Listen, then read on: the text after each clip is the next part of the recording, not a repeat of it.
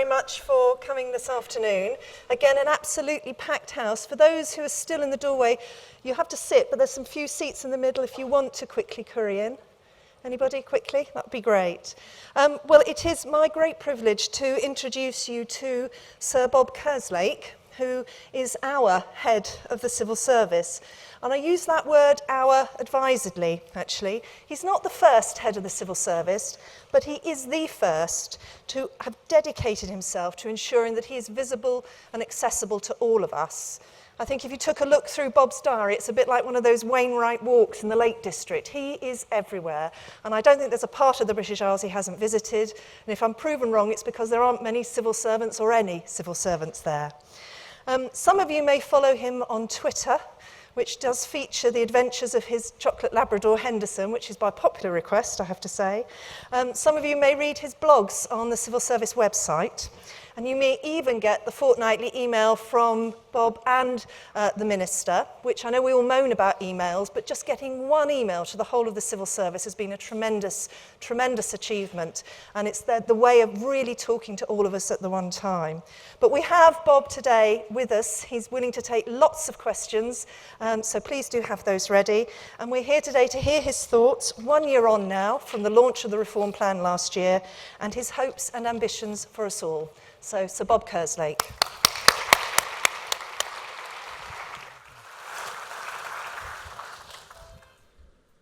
Well, thank you very much for those comments, Catherine. It is, in fact, sadly the case that I get much bigger reaction on Twitter when I put my dog on than I put a picture of myself on.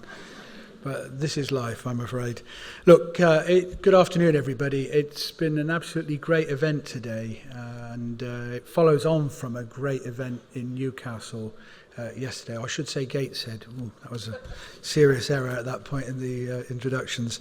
And I'm delighted to be here. And I've just spent a good deal of time going around the hubs and workshops, just seeing what's going on.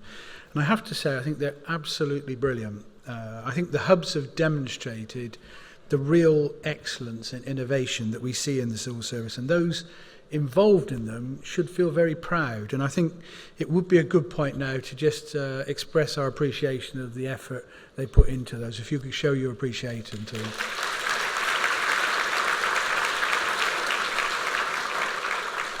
Thank you. Now today I want to talk about the radical way in which we're transforming the civil service through the reform programme. It is a year on since we launched the plan, and we will be publishing shortly the 1 year on progress report, which will set out, as I think Francis would have told you, honestly what we've achieved and where we need to go further. Now, the true story of what we've achieved in the civil service rarely gets told in the media, but it's no less important for that. There have been some truly impressive, not to say incredible, changes delivered in individual departments. But I'm clear if we want to carry on delivering excellent services to the public, whilst at the same time undertaking the huge changes that we're making, we all must embrace, indeed own, civil service reform. The two most common questions I get when I go around the country are, why reform and what are the benefits? And so what I wanted to do today is to focus pretty much the whole of my talk on really three things. First of all, why reform is good for Britain, why it's good for the civil service, and why it's good for you. Just before I do that, though, I should mention that I sent round an email to civil servants saying, what would you like me to cover in detail today? And I got back a really good set of ideas and responses, most of which were publishable. Tim in the Highways Agency, for example, encouraged us to use baseball statistics to improve performance, whilst Chris in DEFRA talks of launching a minor projects academy to sit alongside the major projects academy. And as Catherine said, getting out and about and listening to civil servants direct has been a key part of the job for me. Hearing from what somebody emailed through to me as the silent army of civil servants doing a brilliant job on a day-to-day basis. And that's why in the last 18 months I've visited over 50 departments and agencies from Southampton to Scotland and from Sheffield to Stockholm. I went to the embassy in Stockholm, by the way. And I've been to pretty much every government department in Whitehall. And for me, there's no substitute from hearing from people, getting out and about and hearing from them direct. And what I want to do in this speech is just to pick up some of those emails I got, but also some of the comments I've had from my visits. Let me start, though, with why reform is good for Britain. Reform will improve public services. On a daily basis, thousands of people receive services from the civil service. In Job Centre Plus, at borders, paying tax, renewing the driver's licence, in courts, unfortunately rather less often in prisons. They expect a high quality service delivered in a modern way. And our challenge is to do this at the same time as we're reducing cost. Now, what the reform plan says is that we should set a clear ambition to produce services that are more focused on the public, more digital and simpler. And we've put a particular and significant emphasis on digital. And for instance, in one of my trips recently, I went to the Ministry of Justice, and they showed me how they are changing the lasting power of attorney application, and something, if you've ever been involved in doing this, a critically important thing to do on behalf often of your parents, changing it from a complicated paper process to a simple online process. Transforming, if you like, the experience of those going through that system. Each department is going to produce its own plan to harness the power of digital to transform their services. We now have digital champions in every department, and we have 25 exemplar projects, of which the MOJ project I referred to is just one. In the recent spending round, HMRC announced that they will be getting £200 million of investment to move decisively to digital service delivery. It's difficult to underestimate just how important this is, because the bulk of the public form their views of us as the civil service from the services that we directly deliver. And what reform enables us to do is to dramatically improve their experience. Reform will also help us contribute to reducing the deficit. You'll have all seen the announcements on the spending round last week and the steps that the government are taking to make further savings. But what's already clear is that the deficit reduction will not be completed by 2015-16 and will carry on beyond this. The hard work we've already done has saved a remarkable £10 billion through procurement, through staffing reductions, through rigorously managed projects, through digital transformation. But the truth is we're going to need to go further. What's critical to me, though, is that we deliver those savings through better and greater efficiency, not simply pedalling faster on the hamster wheel. We will become smaller, but we've also got to become stronger. So efficiency has to be hardwired into everything that we do. And despite all the savings we've already achieved, we know that there's scope to go further. For example, an email I received from Sue at the Home Office suggested that we could reduce IT spending by removing big contingencies from contracts. A simple idea, which I'll follow up on, that could deliver greater savings. Reform will also ensure that we're unrelentingly focused on growth. Every department now has to be a growth department. It is the most pressing challenge this country faces. And whilst, of course, it's private business that will ultimately drive growth, the civil service has a huge role to provide the right incentives, to remove barriers, to better understand how we can operate to drive prosperity. And reform is actively contributing to that growth agenda through things like procurement opening up government business so that SMEs can get access. Through our open approach to policy making, so that we understand the needs of business right from the off. And crucially, through the delivery of major infrastructure projects which will unlock growth locally. So reform plays a key part in the growth agenda as well. Transforming public services, contributing to the deficit, driving growth are three clear benefits of the reform plan for Britain. Let me move on to why reform is good for the civil service. Reform will make us more unified. The civil service, as you'll all know, has historically been a federal body with largely independent departments. By becoming more unified, we can be more consistent and coherent, we can reduce duplication, and people can move around more easily between departments. This comes from sharing services, but it goes well beyond the back office. We're already making really good strides to creating a single legal service, and policy making will become a lot more collaborative. The Troubled Families programme, which was extended last week with an additional £200 million, is a really good example of how by working collaboratively across departments we can tackle some of the most disadvantaged and most troubled families. It's a really good example of joined-up government.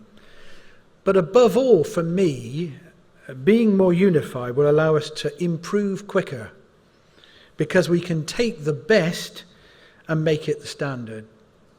I saw today an example in the Department of Health of using digital technology to promote open policy making. Once they've established that, it isn't something that can stay in the health department, it's available to us all through a unified civil service. Reform will also give us increased capability, and I see this as one of the most critical areas for the civil service. We know that we have some identified weaknesses in some of our key areas. In some areas like finance and HR, we've come on, in my view, in leaps and bounds over the last decade. But there are other areas where we've lagged behind, which is why this year we published the Capabilities Plan. We've identified 4 key priorities to improve our capability: commercial, digital, project management, and leadership of change, which will give us the key capability to cope with complex projects, to undertake huge digital programs like that in HMRC, and to deliver the big and difficult organisational changes we're faced with. But above all, we've got to grow great leaders with a broad range of skills. As Olivia in CLG emailed to say, it's not just finance leaders who need to understand commercial issues, it's the whole of the civil service. Reform will make us more open. This means being more transparent and accountable. We're living in an age now where it's not just the politicians, but their officials who need to be responsive and accessible. There's some really good examples of what we've done on this, through the use of social media, through reports on major projects, honestly reporting where we are, through our commitment to open data, and through the publication of Permanent Secretary objectives. And if you're struggling to sleep at night, I recommend you go on the website and read my objectives for the year ahead. But I think we can go further on this open agenda. I'm really interested in greater interchange and secondments with business, with charities, and with the wider public sector. That's why we'll be introducing a new cross-government programme to do this. We want people to go out and learn from the best and then bring it back into the civil service. Whitehall certainly doesn't always know best, and we can and should learn from others. So becoming more unified, more capable and more open through reform are 3 clear benefits for the civil service. Let me finally, and perhaps most importantly, say a few words about why reform is good for you. Reform will give you better skills. We already have huge talent in the civil service, but we know there's areas where we can and should improve. Every profession, whether it's operational, whether it's advisory or policy-based, can benefit from personal development. And that's why the reform plan places a very high priority on learning and development. It's why we made the clear commitment that every civil servant, and by that we mean every civil servant, is entitled to a minimum 5 days of learning and training every year. This doesn't just have to be formal training. It could be shadowing, job swaps, volunteering, but it's all part of increasing people's personal skills. And I believe with the creation of civil service learning, with very high levels of registration now, well up to 80-90%, we now have a very powerful tool to support us in this. And what I'd say to you is, take up the opportunities for learning and development, because it will benefit you and it will benefit the civil service. Reform will also ensure that if you deliver well, if you have good performance, it's recognised, and that we tackle poor performance. The new performance framework, I think, is a major advance within the civil service. For the first time, we have a consistent model across the whole of the civil service. And through better performance management, we can identify the best performers and develop them on, and we can work with those who are underperforming to help them improve. We're opening up appointments across government now with a common competency framework, and we're breaking down the barriers between departments so people can move around more easily.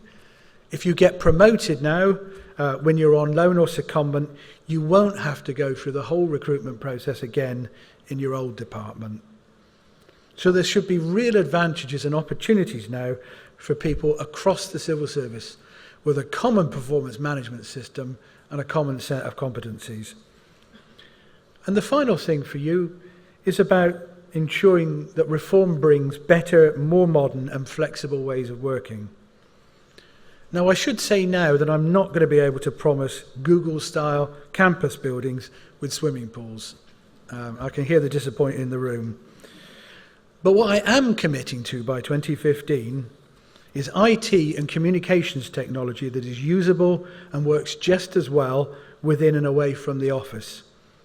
A variety of well-designed workplaces, such as shared hubs, and safe but simplified security and access arrangements, so that managers can work across different buildings and different departments flexibly and productively.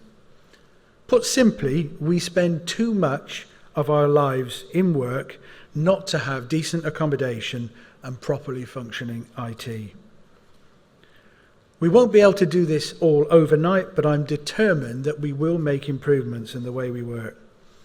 So investing in skills, better performance management, and improving our ways of working are 3 clear ways in which reform is good for you. Now, I hope what I've given you is a good case for why reform is good for Britain, it's good for the civil service and good for you. In the end, successful reform is going to come down to the combined action of every single civil servant. So I've got 3 asks of you. First, that you look at the exceptional examples being shown here today and share with your colleagues something exceptional that you're doing in your service.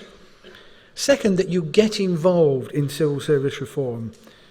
This is a chance for you to influence the future of this great organisation.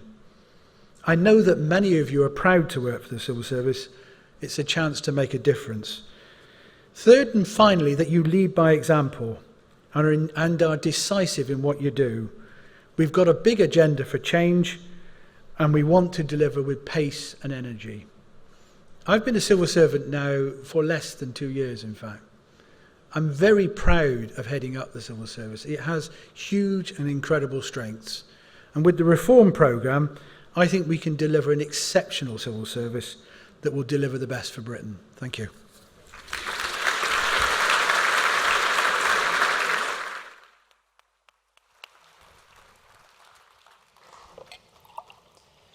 Right. Right, it's over to you. We have two people with white t-shirts on, like this, in the middle. And you may not be aware, but this is all being taped, so we can play it on the Civil Service Reform website for those colleagues who haven't been able to get to it. So it's important that the questions are said really clearly, otherwise we won't know what's going on in the video. So who would like to ask the first question, please? Do you want to go right there, please? Hi, my name is Morgan. I work at Treasury. I just wanted to ask for some clarification on something you said there, Bob. So you said if someone goes out on loan and secondment and gets promoted, they get to maintain that substantive grade when they come back to the Home Department. Is that right? Yep, that's exactly what I said, and that's what we're going to do. And is that live now? It's live now. We have to go back through people who've been out on loan and got promotion and work through the details with their home departments. But we also want to deal with those, if you like, who this happened with previously. And if they've been through a proper recruitment process, a competitive process in the department they went into, then that should be recognised by the host department. No questions, in my view. Thank you. And to be frank about it, it's quite amazing that wasn't the case in the first place. But there you go. Who's next? There's somebody down here. There's a lady here.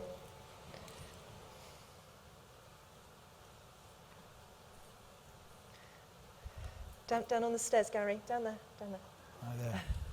Hello. Civil Service World. Yes. Hi. The cross-government programme you mentioned, does that mean the 5 days of training, or is there anything else included? And the bringing the IT and accommodation up to scratch by 2015, is that financially viable? I think just to with your first point, the cross-government programme I referred to was a programme that we want to introduce around secondments and interchanges, particularly into the private sector. It's not the only way secondments and interchanges can happen, and we know that departments do this as a routine, actually. There's a lot of them happening now. And the reason why I'm passionate about it is not because, by the way, I think the private sector is consistently better than us. I don't. I've worked with big private sector organisations. Some of them have been brilliant, some have been not so good. I was going to use another word then, which I just stopped myself in time from saying. But my point is that we learn from the perspective. My background's in local government. I've also run an arm's length body. That experience gives me insights and approaches and understandings of things that I bring in every day into the job as head of the civil service. And I think everybody should have that benefit. That's why I'm a supporter of the move in health to get experience on the front line. That's fantastically important as well. But the particular thing I want to pick out on this is that we want to specifically look at whether we can run a programme for the private with the private sector, and we'll announce details on that later. Your second question was about the commitment on IT, and yes, it is an ambitious commitment, and the immediate assumption is that it's going to cost us a ton of money more. But I think what we've learnt on IT actually is you can get better for less here. We've just undertaken a major procurement process in CLG to renew our contract. We will have a better service out of that contract for significantly less cost. This is about, in a sense, being ambitious and not settling for something that isn't really good enough, actually. And I think we've got to, in each department, look at what it'll take to move on here. Is there somebody there? Was that by you, Gary? I thought somebody, yeah. Hi Bob, Henry Cormack, I work at DEFRA. How can the civil service make sure it recruits the best talent? I think a number of things really. We've got to sell the civil service actually, and some of that's about challenging some of the rubbish we get in the press sometimes. But actually everybody who's a civil servant can be a champion of the civil service. A key thing is if you go out for a meal or you go to the pub or something and somebody says, what job do you say I'm working on the NASA space flight, or do you say, actually I'm working in the civil service, I'm doing this, and it's brilliant, I'm doing some really important and valuable work. So a big part of this is we've got to sell just what we do and why it's important. When we look at the staff surveys, they tell us 80-90% of civil servants think they're doing interesting, varied and important work. Find me any other organisation that's got that. So one bit of it's got to be that. We've got to be, in my view, amongst the best employers. We can't be an outlier. It doesn't help us to be an outlier, but we should match the best employers. And by matching the best, I mean investing in people's learning and development, as I said earlier, having flexible approaches to work, so we take account of people's particular circumstances in their lives, having an open and fair approach to career development and recruitment. So all of those things, I think, really matter to being a place where we attract the best. And the good news, in a sense, is when we do recruitment processes, we do attract strong people. We're never going to compete with the highest salaries. If people want the biggest salaries, it's never going to be the civil service. But all those other things, I think, work very powerfully. The interest of the work, being a good, flexible employer, and offering good career development opportunities. Those are the things that matter for me that we've got to hang on to here. But perhaps in a way the most important bit is that we hang on to the values of the civil service, which are great values and which I think we should all stick to very strongly. There's a lady there with the yellow lanyard.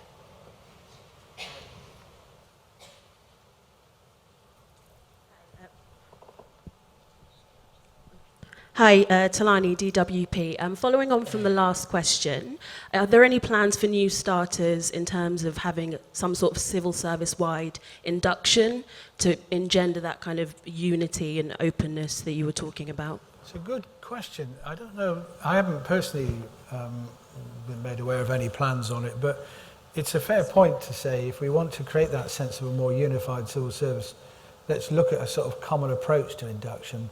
Now, clearly, there will be differences when you're going into DWP or CLG or any other department, but there could be a common core.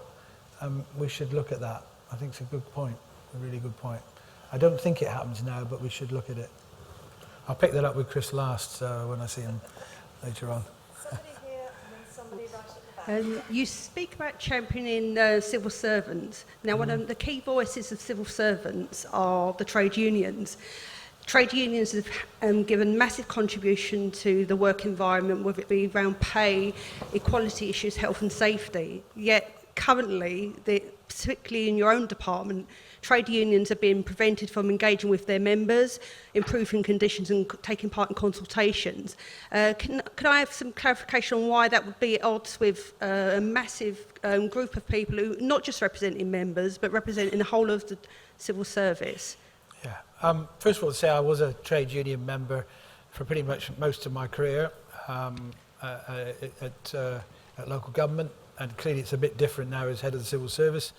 But I absolutely want to work constructively with the trade unions, both in my head of civil service job and in CLG. And I think the issue you're referring to is around facility time. And yes, there has been a reduction on that, but I still think it's possible within the amounts of time allowed for to do the job that's needed there.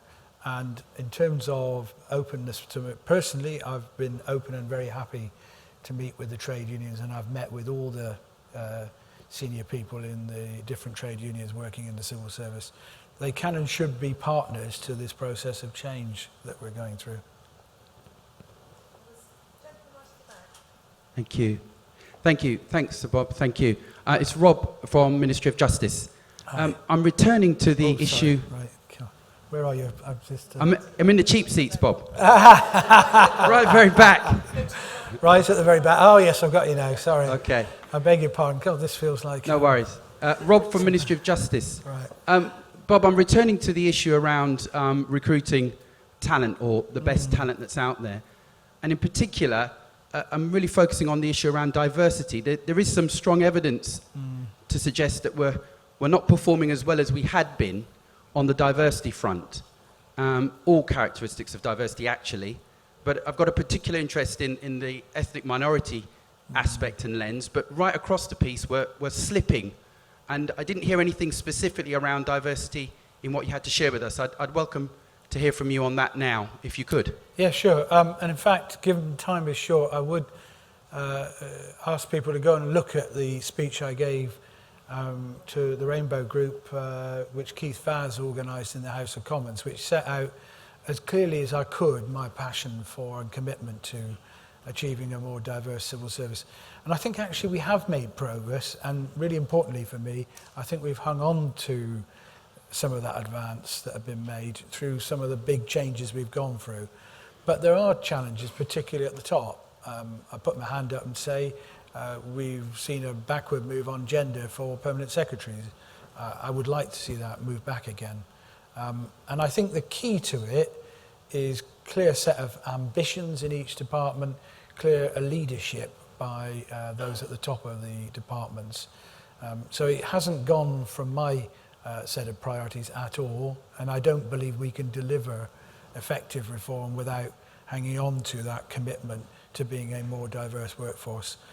There isn't time to do justice to that question in here, but so I would encourage anybody who's interested in my views, go on the website and look at the speech I gave in the House of Commons on this. Sir Bob, as the move is to go towards digital services, where do you see the civil service in 5 to 10 years' time? Gosh, it's a good question. We've been doing a lot of thinking about this. I'm trying to draw people in. But I think if we've got this right, I think the civil service, as I said earlier, will be smaller but stronger. It will be delivering very, very high quality services to the public, but the default will be digital services. So the bulk of the way in which people access services will come through digital, but we will have proper backup and support for those for whom that doesn't work. It will be much more of a single civil service, where people can see their opportunities across the whole of the civil service and not in one part.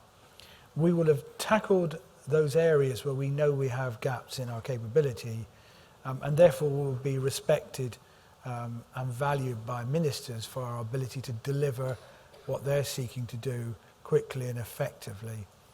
And I think finally we will become, if you like, the employer of choice. People will want to work for the civil service, as many do now, even more so than they do now, because they will see the potential that it brings them. And we'll see people moving in to the civil service, moving out, and then coming back again. Open boundaries, and we have nothing to fear from that, because we offer a really great opportunity for people. So that's my vision. It's not a fully formed one, but those are the things that matter to me in this period ahead. And taking the question we had before, we will achieve much better representation at the senior levels in terms of diversity. Well, we're just over our time. There are 2 more hands in the audience. Yeah, Would let's that be take the okay? questions. Okay, there was a gentleman there and then the lady there. There seem to be some very big differences between the pay of same grade staff in different departments. What's your thinking about that? Yeah, it's a good question. For me, if I'd be very frank with you, I think the move to individual employers in departments was really a misstep, actually, when it happened. The difficulty we now have is the divergence that's happened means that we can't sort that overnight. The cost would be enormous, to be frank. So we have to hold with individual departments, but we should try as far as possible to see better coordination across departments. So when we're looking at things like terms and conditions, as we were recently, we do it in a more consistent and coherent fashion. So we can't and won't be moving to a single employer anytime soon, simply for the reasons I've said. It's just prohibitive financially. But over time, I'd like to see us try and, through cooperation across departments, try and get greater consistency and greater convergence on these issues. That's the honest answer. I'd like it to be a more kind of complete answer, but that's as far as I think we can go at this stage. And the lady there. Job Centre Plus. I have noticed, especially in my department, that when people get promoted, they're promoted out of an excellent job that they do to normally take something that they do not do so well.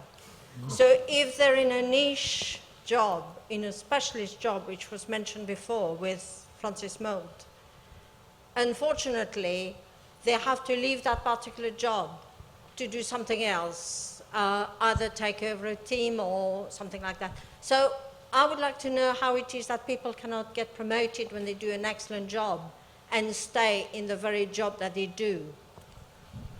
Well, I think my personal view is that people have ambitions to go further, that they do an excellent job, but part of their ambition is to grow themselves and become team leaders, to lead and manage groups. And yes, of course, that means they move on from that day-to-day job. But if they've done that job well, if their manager has done their job well, they would have brought people on so that people can move into their shoes and act with the same capability and competence. I wouldn't want people to feel that just because they do a particular job well, that's the only job they can ever do, and that they can't move on and advance in their career. We should, in a sense, allow for the possibility that anybody, no matter where they are working, no matter what specialism they do, can move on and become a leader of teams and a leader of people, if that's what their ambition is. For some people, they want to stay in the same job, and that's fine. But for others, we should help them move on into new jobs. And the key to them being good in that new job is how much support they get in that new job, which is why in the new performance management system, we don't just look at the what do people deliver, we look at the how much do they grow the capacity of their teams as well.